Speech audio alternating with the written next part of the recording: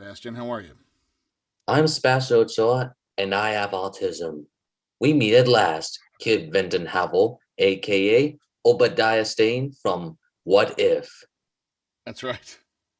Good to meet you, man. I'm so glad to finally get to speak to you, since I've been hearing you in a lot of TV shows and games. Yes, thank you. It's an I honor to have speak. lots of questions I wanted to ask you.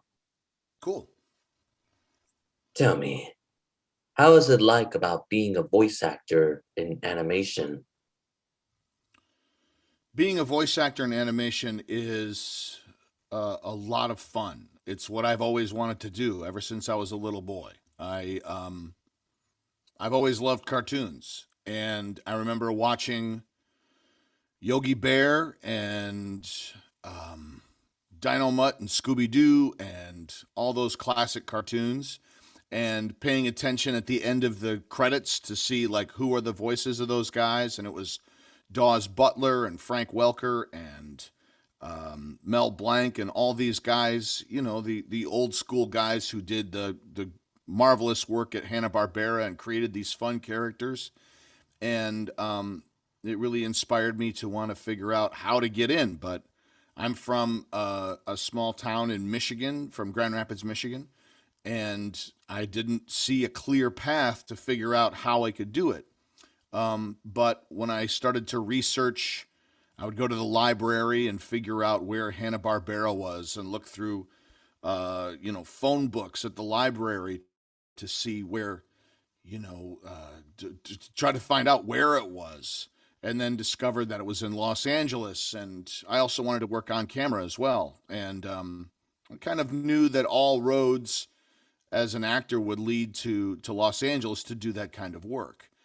And so when I got started in Detroit, when I got a talent agent, I started working on camera and in voiceover, doing commercials and local work. But I still had that desire and goal to make it out to Los Angeles, and that was ultimately what I ended up doing about 10 years ago. And then when I got to Los Angeles and started auditioning for cartoons and animation and video games and things, it took a long time to break into that because there's so many tremendously talented performers that you're competing against for that work. And you've talked to many of them on your show, from Rick Wasserman and Fred Tatasciore and Aaron Fitzgerald, and so many wonderful performers who are in it. And to find a way to participate in that world, I've got to win work that those guys are also auditioning for. It's very competitive and it's very challenging, but it's also very exciting to get to read for those characters, and then to finally start booking that work has been a real uh, it's a joy. I mean, it's what I've wanted to do ever since I was really young. I see. So this is why you've been chosen to be in a lot of shows, which leads me to one important question. Yes. How did you get into voice acting? Oh boy. I used to, when I was very young, maybe 10 or 11 or 12, my grandfather had a microphone and a recording tape deck in his office. And I would go into his office whenever we would visit our grandparents, and I would play with his equipment. And he had two, like a dual cassette deck. Do you know what a dual cassette deck is? It might be before your time. I know what it is, and I've been Okay, studying perfect. that a lot. Oh, great. So, like, it was two cassettes, and you could play music on one side and then record the music, but then you could also record a microphone feed. So, I would practice different voices, and I would make like fake radio shows and just try to explore what I could do with my voice. And then I did a lot of, and because I do impressions, I learned early on that I had the skill to do impressions of cartoon characters and that kind of thing. So I would practice that all the time, even when there wasn't a microphone around. So whenever there was a mic around, I would record what I was doing to hear it back and see if it sounded like what I wanted to make it sound like, and then find the differences between what I heard like this, and then what I heard in the microphone. I'm sure you've noticed the difference that you hear between what your voice sounds like in your head and what it sounds like coming out and what it sounds like recorded. You know, when you work with a microphone, you really start to hear those differences. I've taught classes and watched students go, I sound totally different in the mic. I'm like, you sound a little different, but not totally different. It's you sound like you sound. You just don't sound the same to yourself as you do to everyone else. So it was learning to become comfortable and confident with recognizing the difference between those two things and then getting on a mic and finding what you really sound like. So that all that work was just exploration and preparation. And I got into voiceover in Toledo, Ohio. I was producing interactive training for a company, and we needed to make a video. And I cast myself in it, and that was my first recording session where I got into our little booth at the job and recorded some stuff, and then recorded some narration, and then we would go to a recording studio in Toledo called AudioCon, and I worked out an arrangement with the recording mixer there to record my commercial demo, and then reached out and started from there. Started sending that commercial demo out to different ad agencies in town, and sometimes they would cast me to do voiceover for their commercials and things. So, and then the impressions were a really helpful tool to set me apart from other voice actors in the community. So in Toledo, some people did a few impressions, but I had impressions that a lot of those guys didn't do. Like I did Sean Connery, and I did, who else? Like Austin Powers and that kind of stuff that would get used for people's on-hold messaging. So like, meaning when you call a company and it puts you into the bank before someone answers you, there's a recording.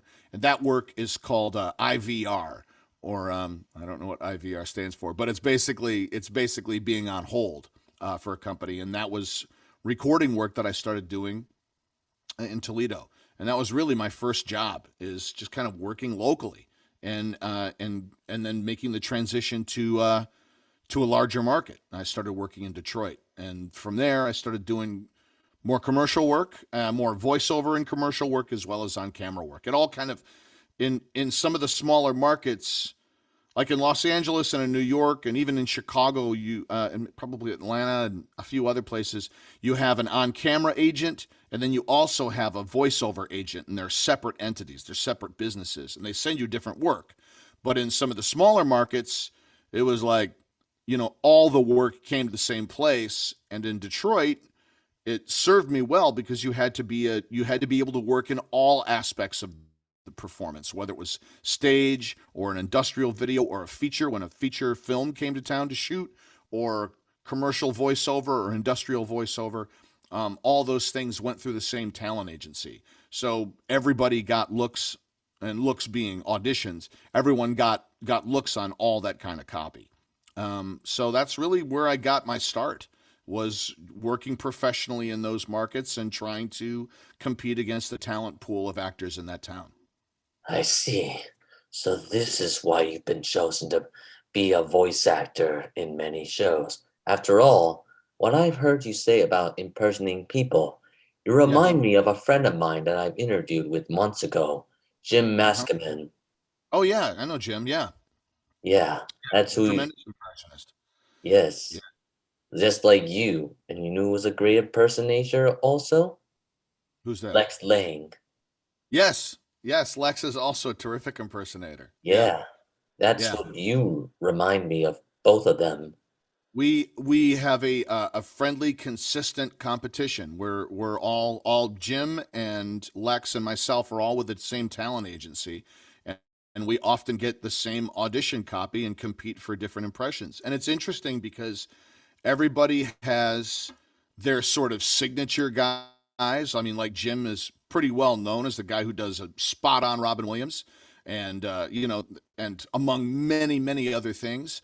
And for me, I've gotten to got it into the groove of being one of the guys who does Tom Hanks, one of the guys who does Harrison Ford.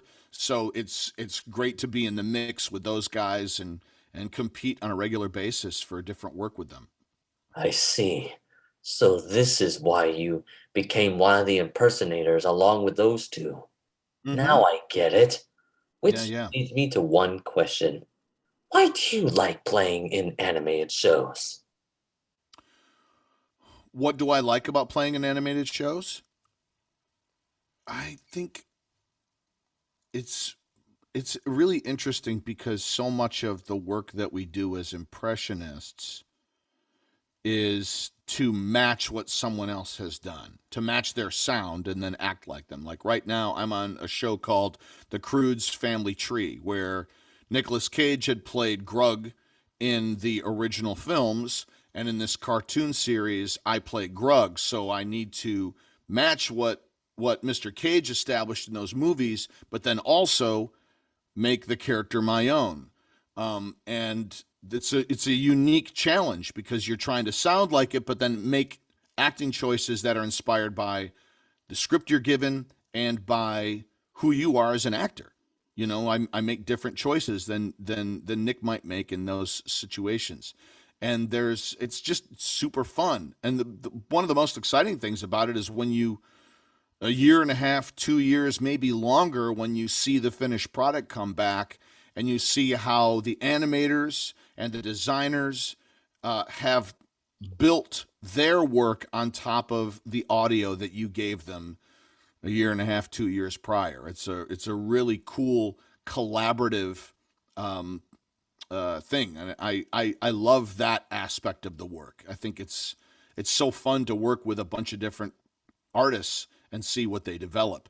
And then, when the fans get their hands on it and get to experience the shows, I mean, when What If came out and people saw, me and Mick Wingert and Michael B. Jordan together in the scene, as Obi and Tony Stark and Killmonger, it was extraordinary. I mean, it's as a fan of those worlds, it's just so fun to get to play and get to play in the stuff that inspired me as a kid. I see. So this is why you really like animation a lot, being in Yeah. animated shows, because of the things you've been doing a lot. Which, Yeah. speaking of that, I wanted to tell you this, but in the game, you were in the game Batman, the Telltale series, correct? Yes. What was your favorite part about playing the character Victor Zsasz in the game? Oh, my favorite part. It was fun to play someone who was so psychotic and crazy. You get to tap into a darker part of yourself and and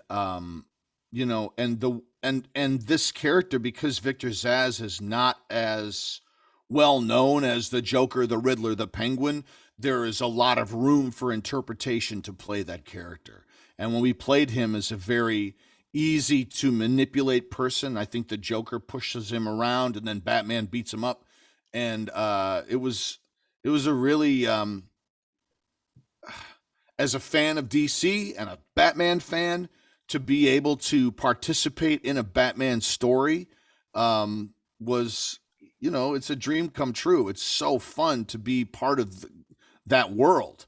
And I think that's what I really enjoyed the most about it.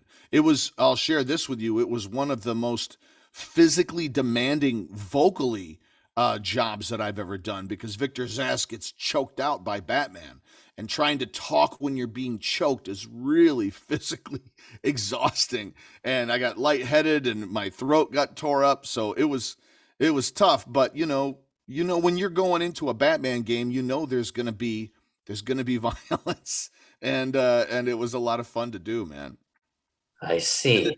the Telltale games, I mean, I got to do some other stuff for The Walking Dead, and like Telltale, the style of storytelling is different from a lot of video games in that it's really full and really choice driven and more narrative driven than like in Spider-Man, I play like some of the Roxxon guards and stuff like that. So a lot of that stuff is, you're the character, walking around and fighting, but there's not a lot of narrative infused with that character, which is fine. That's just the nature of the game. What's fun about the Telltale games is that every character is tied into the narrative, into the main storytelling that's happening, and that's really satisfying and cool. I see. So this is why you've been part of the whole Batman games, which Mm-hmm. which of course you are very cool in as that character. And speaking Thank you. of cool characters, there's one question I want to know. You remember playing Han Solo once in the show Star Wars Force of Destiny, correct? Oh, of course. How did you prepare to play Han Solo in that show? I watched The Force Awakens over and over and over again, and really listened to the moves that Mr. Ford was making in the movie, and to try to get my voice as close to what he sounded like in the movie. So it was gravelly and loose, and he growls a lot when he's talking to Chewie and to Ray, and there are times where he yells and stuff like that, and it resonates in a different place in my voice. But a lot of what happens in that episode of Tracker Trouble is down here, and that was really where how I spent most of my time in preparation for it, was just working and really listening to his performance and trying to sound as much like him as I possibly could, because I knew I was going to be laying in there my recording, laying in with Daisy Ridley and with John Boyega and with BB-8 and Chewie, and I wanted to make sure that what I did matched the world, so when the audience watches it, they don't get taken out. I want them to believe they're watching Han Solo in that scene, and it's really important that you honor those choices. And by honoring the choices, it just means trying to mimic as much as I can what he did and what he would do in that situation, and that was what I tried to do. I see. So this is why you've been chosen to play that character in Star Wars: The Forces of Destiny. Because all Yes, I know is that I've watched that show a long time ago. As far yeah. I can tell, you were very excellent as that character. I Thank you. thought, man, he's so good at this. And speaking of, remember when you mentioned me about the grug thing in the Croods? Yeah, yeah, There is yeah. one question I wanted to ask you. How is it like playing Grug in the cruise? And how did you memorize all the monologues for that show? Oh, well, I'll tell you this: I don't have to memorize anything when you're doing animation. You are given the scripts. Here, I have now these aren't actual scripts, but this is actually Dungeons and Dragons character sheet. But it's basically when you're doing a recording session for an animation, the mic is about as far away from me as it is right here, and the script is right in front of me on a stand or on a screen or whatever, and they want you to stay right on the copy. So often, oh, good, you can see me past this. So, like, Yeah, the script is right in front of me, and I keep my eyes on the script. And the reason the script is right in front of you is to keep your head right in front of the microphone, because as an on-camera actor, as an improviser, I like to move all over the place. But you can hear already that I'm way off mic. You can, like, if I'm talking here, I'm at a 45-degree angle from the microphone. So a lot of times in animation and video games, for all copy, they make sure the copy is put in a place that's directly in front of you so that the mic is catching you. And it's really important that you don't go off, it's called off axis, that you don't get off of where the microphone is supposed to be recording you. Otherwise, what they end up recording uh, doesn't help anybody. They can't use it. So then we have to go back and re-record. So scripts in animation and in video games are very, very important. There's still room to improvise and play, but you have to keep your head forward. When games get really physical, like when I did Spider-Man, when you get hit, hang on, I'll show you. I'm going to tilt back. a little bit to give you a better view. So, like, if I'm doing a video game recording session, and let's say the character's getting hit, I physically react like, ugh, ugh. You know what I mean? Like you have to physically react in different ways to make the sounds sound authentic. So it's very physical to the point where for Spider-Man, whoops, can you hear me all right? Hey, Yes. I can hear you There it is. still. For Spider-Man, I would wear a cap. They had a cap on our head, like a backwards baseball cap, and they would clip two lavalier microphones to it. So no matter what way you moved, you were always being recorded. So you had the freedom to move more, and it just allows you to get, like if I straighten up, I'm off axis. So like I have, it just gives me the freedom to move in the booth in a way that captures a more naturalistic performance.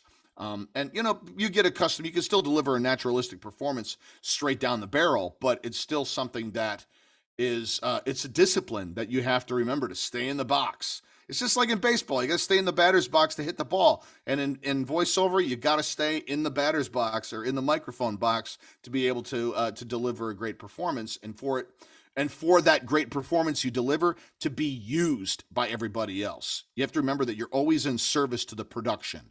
My great acting is worthless if it's off axis. So I don't know if that answered your question. No, it didn't because it wasn't talking about Grug at all. Although when I play Grug is a very very physical character, and I love to.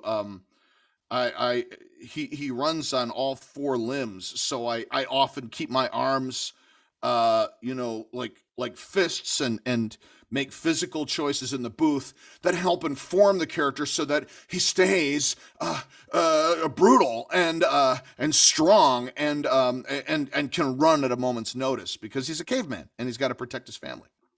I see. So this is why you've been chosen to play that character. And Mm-hmm. now I understand about what it means to memorize reading the scripts, to use them well for a lots of things. There you go. And speaking of that, I have one question, but what is your favorite part about being in that video game you were in called BioShock Infinite? Have you played BioShock? Have you seen the world? Oh, I've known about BioShock for the last few years because you know what that game reminds me a lot of? What? The, my uncle Daniel, because he used to play that game back then, and Oh, that's why really? the game will always remind me of him. And not only that game, but Mass Effect and others as well. Yes. Which Oh, that's leads me great. to one question: How do you like? What was your favorite part about being in that game, BioShock Infinite? I mean, it's such an iconic game, and it's beautiful and terrifying and haunting, and um, it was probably and I was such a fan of the franchise. I mean, I remember playing the original BioShock when it came out and just losing myself in it. It's the most fun playing in that game, and so to have the opportunity to be a part of it, and um, not only as a fan, but then the Comstock is he's such a charismatic character. He reminded me of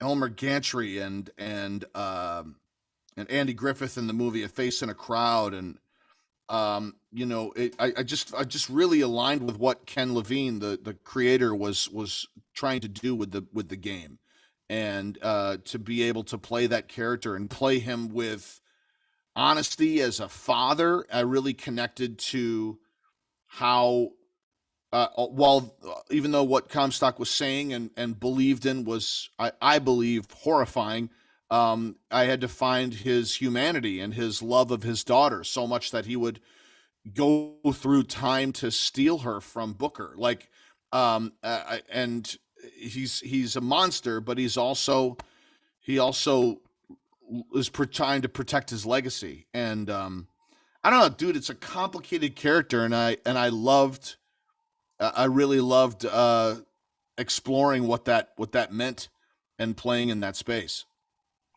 I see.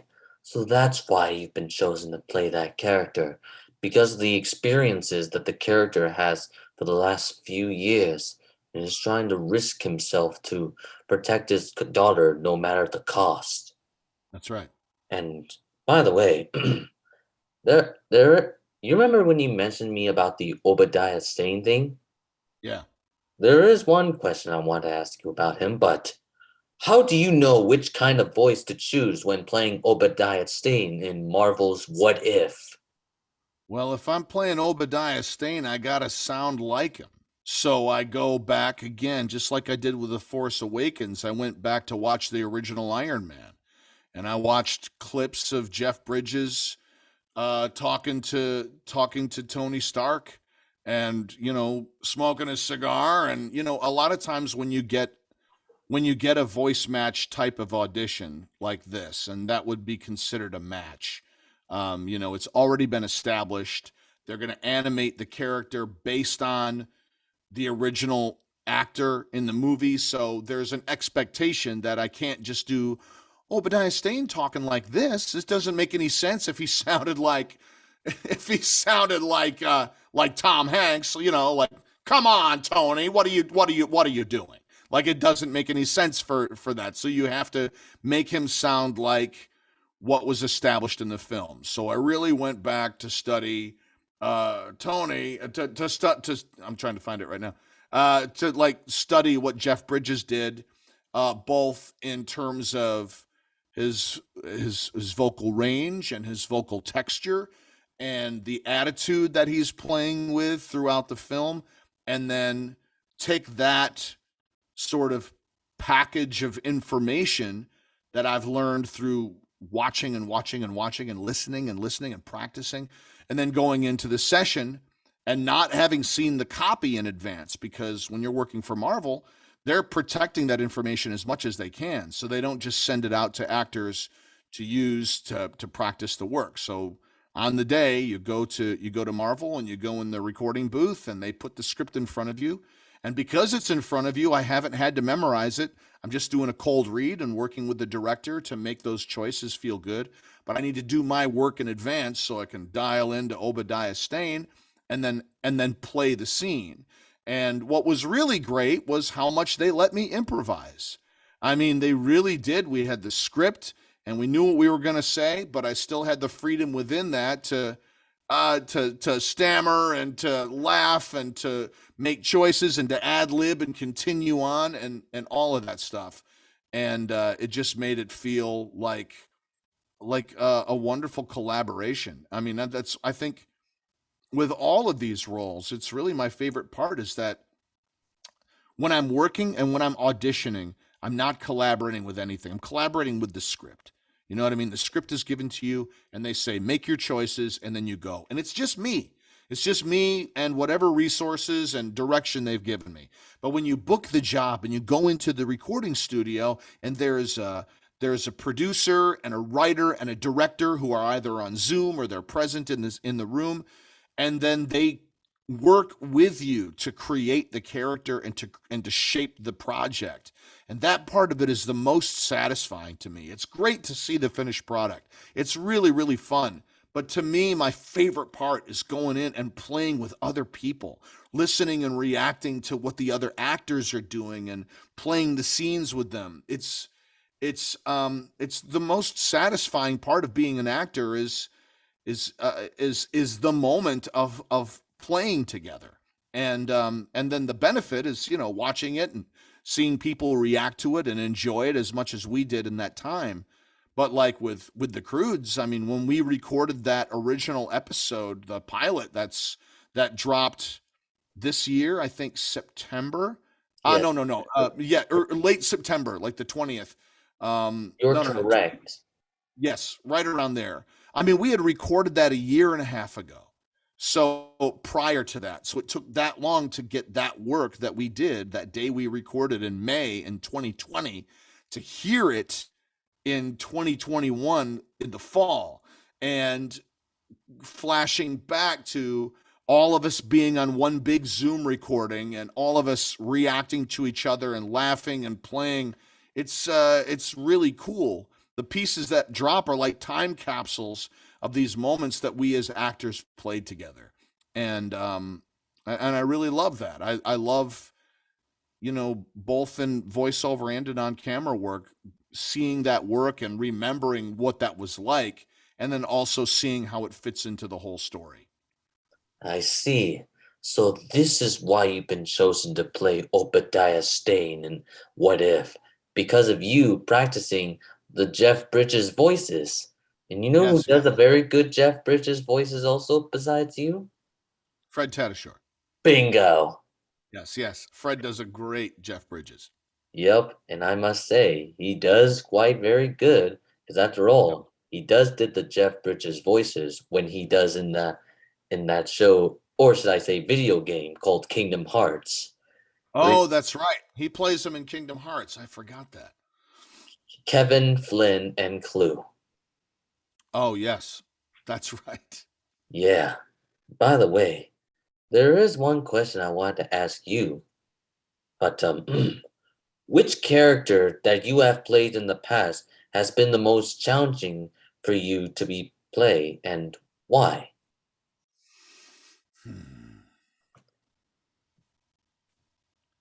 I'm going to come back to one we already talked about. It was Zachariah Hale Comstock in BioShock Infinite. It was a very challenging character to find vocally, um, and from a performance standpoint.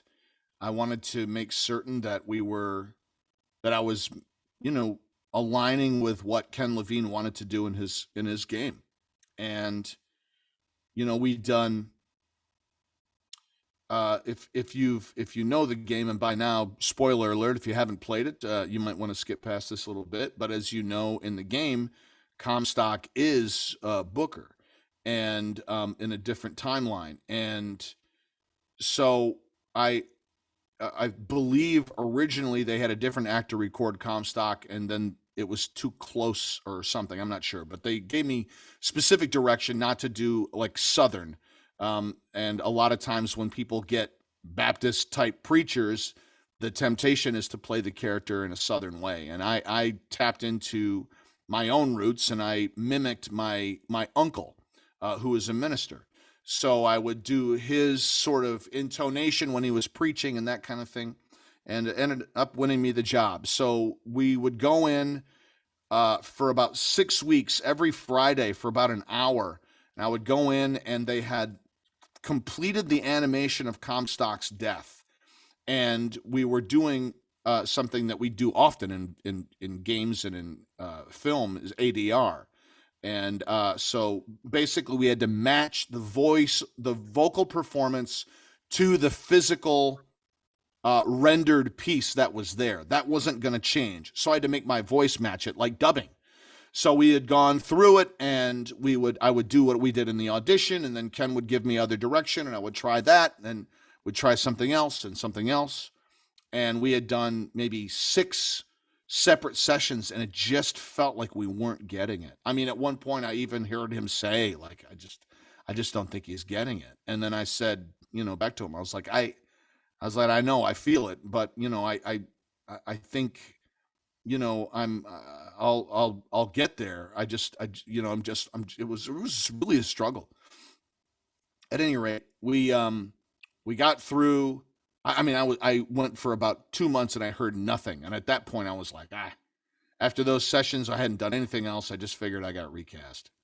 And then my agent Pat Brady called me and she was like, "Hey, honey, pack a bag tonight. You're flying to Boston. They want you at Irrational Games."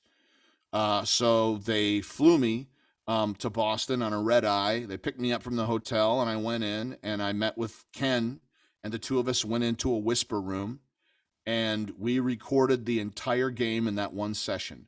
And while we were walking up the stairs, we got into the whisper room. He was like, "Do you have any ideas, or what do you think?" And I said, "There was something you said in our last session where you were like, what if he was like Harrison Ford in Mosquito Coast?" And it gave me an idea. and we did a pass, and he was literally clapping his hands and jumping up and down like, that's it, that's it, that's it. And we found it together, you know what I mean? And just one of the challenges of the distance of being apart, doing it all on Skype. Now, this was pre-COVID, so we were accustomed to working together all the time. So we were working through this sort of pipeline of cables and stuff, and just being able to be in the room together and play. We found the thing and built it together in that one day, 4-hour session. We recorded all of Comstock's audio logs, all of his in-game dialogue. But yeah, prior to that, it was really challenging to find the right tone and the right amount of grit and gravel. I mean, I'd sometimes get out of these sessions with absolutely no voice from just screaming. And it can be, video games are an entity unto their own, man. They can be very, very brutal, and but they can also be extremely rewarding because the storytelling is so complex, and that's also extremely fun. I see. So that's what's been most challenging to you, is all that you told me. Now I Yep. begin to understand what you have been through in the past few years. Which leads me to one question. What would you like to do before voice acting? What would I like to what did I want to do before I started this career path? Is that what you mean? Or is there a Yeah, role that I want to play? I the mean, if I love on camera acting as well, and I do quite a bit of that. And I didn't stumble into VO. I've always felt like I wanted to do all aspects of being a performer. I didn't know how, but I wanted to do theater, and I've done it. I wanted to do, um, you know, uh, TV series and movies and improv shows and perform at Disneyland, like all the things. And I've been extremely fortunate as an actor to have been able to check off, you know, just about everything I wanted to do as an actor, and now I want to continue to do more of it and revisit those things. I mean, I've gotten to be in a Batman movie. I'm in Batman versus Superman: Dawn of Justice. I've gotten to be in a La La Land and work with Al Pacino and Matt Damon and Denzel Washington and Rami Malek. I've just been really, really blessed in my career, and I hope to be able to continue to grow and build and inspire people who are from places like where I'm from, where there's no clear path to making your dreams come true, but be able to be someone who says, hey, you can find your way. You can, if you are diligent and hardworking and continue to find joy in it and keep a positive attitude, you can do it. It's just a matter of meeting your skills and your talent, and the more you nurture it, the more it helps you get closer to those goals. I see. So that's why you became that voice actor, because before you wanted to be a performer and you ended up being Yeah, in inside live action movies. That was until yeah, now you became a voice actor like yeah. everybody else. Now I completely understand Awesome. why you became the very thing that you are today. Yeah, awesome, And man. by the way, speaking of what I said, what kind of things do you prepare when it comes to doing different roles in shows, of course? You have to find out if the voice is specific or not, if it's a match, or if it's your own creation. You have to uh, read the script in advance to understand the scene. You have to think about where you can improvise, where you can bring life to it. You have to think about the environment that the scene is taking place in. You want it to feel. My feeling is you want all of your voiceover performances to sound like they're being recorded live on camera. I don't know if that makes any sense, but the idea of like these things don't exist in the blackness of space. They exist in on, look, my work as Han Solo existed in the cockpit of the Millennium Falcon. So you got to imagine being inside the cockpit of the Millennium Falcon, what it feels like to sit there. What do you smell? How long have we been in this ship? What's it smell like sitting next to a Wookiee? You know what I mean? Like what sounds do you hear in the beeping lights, and all that stuff informs your environment and informs the choices that you make in it. So it's about creating that space for yourself. And then, same thing with Victor Zsasz. What's it like being at Arkham Asylum with a bunch of other lunatics, and what do you smell, and what do you hear, and what does it feel like when Batman walks in the room? Are you scared? Are you not afraid of Batman? Are you defiant? Like, all these are decisions that you have to make. You can make in the moment, but it's also helpful to kind of think about it in advance so you know what the scene is about. Because if you just cold read it, some people are very good at cold reading. You have to be good at cold reading, but if you have the benefit of time, it's really, really great to prepare and understand what's all on the page so that you can bring it to life and do it in an efficient way, so it doesn't cost the producers more time and more money, because this stuff is very expensive to do. So the more prepared I am, the less time they have to spend redoing and waiting for me to get up to speed. So I think that's also very important, that you are mindful of everyone's time and money. And I think that's another piece of advice that I would recommend, is that people keep in mind the cost and the temptation to hang out and talk and, shoot the breeze with people. It's great, but someone's paying for that studio time, and you should be focusing on getting stuff done. That doesn't mean you can't have a good time, but it does mean that you do have to be mindful of that. So those are some of the things that I do to prepare for animation and for video games and for on-camera work too, and both for auditions and for when I'm actually going into the studio to record. I see. So that one makes you so prepared to do everything you can to just be yourself. Yeah, Now I yeah, yeah, yeah. understand. Well then, my friend, it was so nice talking to you, and it's You been a great honor. Awesome. My pleasure, man. Thanks for taking the time and for reaching out and for sharing your podcast with folks. And I hope if people are interested, you could also follow me on Instagram at Kiff VH and on Twitter at Kiff VH, and I'm Twitter. happy to share upcoming stuff, man. Yeah. I was gonna say that, but yeah, Oh, that okay. would work. But yeah, you said it for me, and I thank Okay. you. You're welcome. And I hope And you have a wonderful and awesome, great time. And I'll see you on Facebook, my friend. take care, man. Have a great one. You too, my friend. Bye bye. Bye.